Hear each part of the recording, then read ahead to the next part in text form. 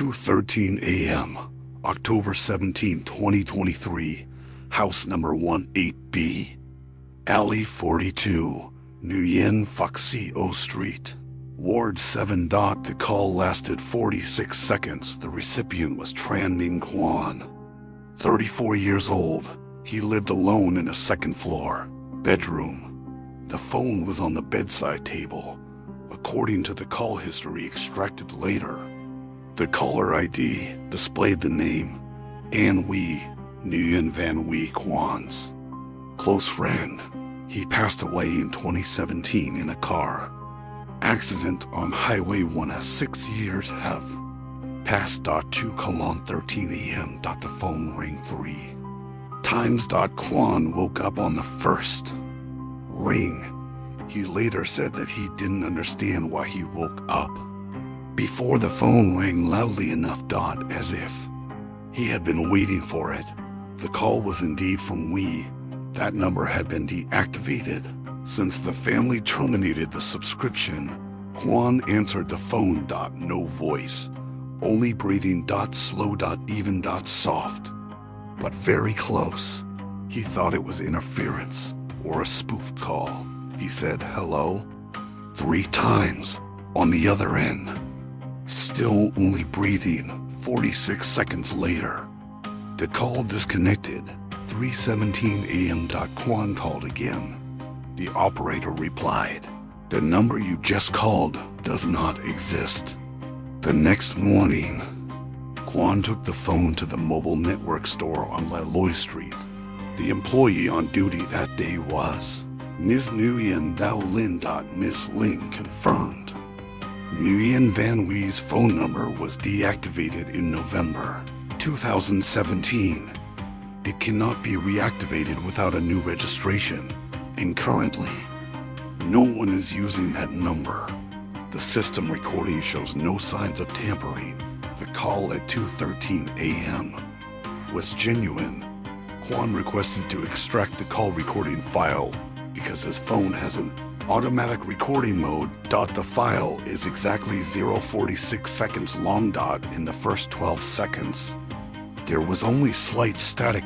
At the 13th second, a sound resembling breathing began to appear. At the 29th second, the breathing became clearer.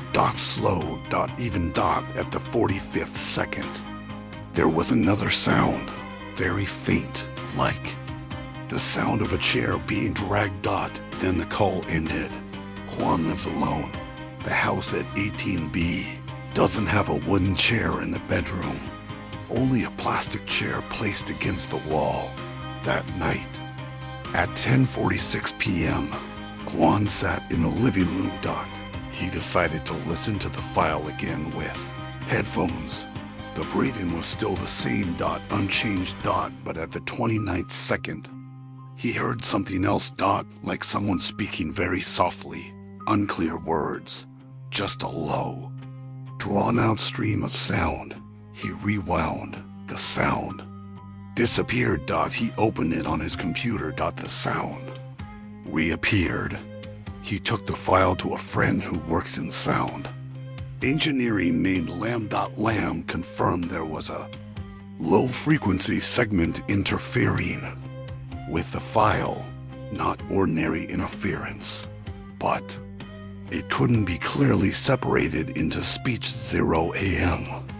October 18th, Quan placed the phone on the table. The security camera in the living room was still on.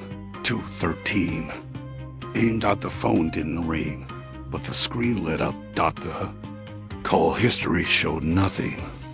The camera recorded the moment the phone screen lit up for 46 seconds. No notifications. No incoming calls.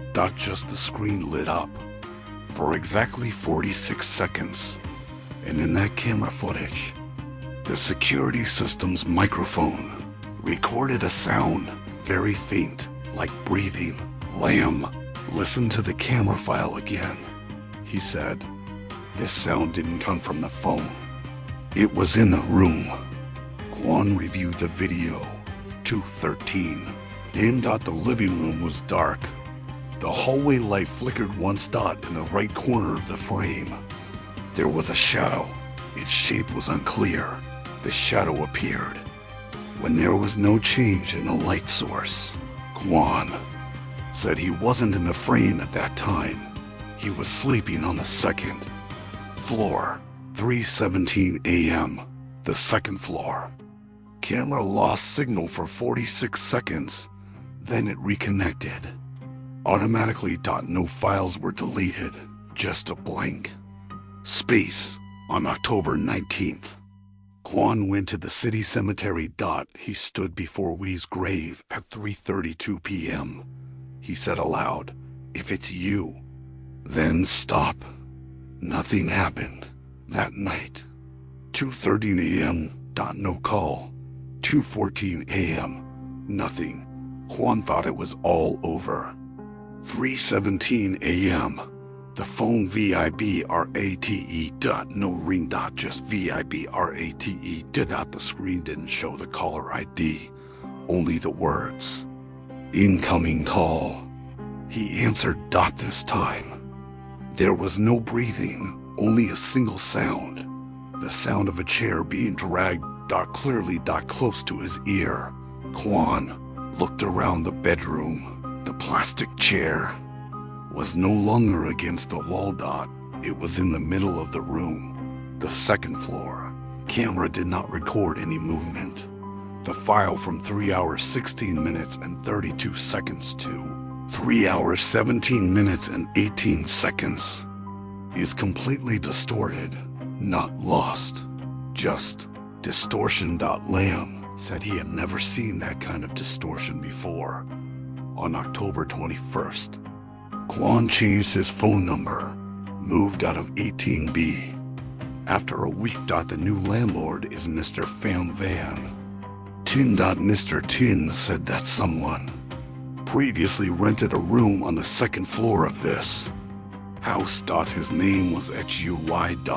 He moved out in 2017. No one mentioned that he had passed away.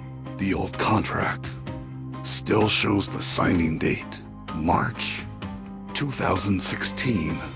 The phone number registered in the contract matches the number that called Kwan. There is one detail that cannot be verified.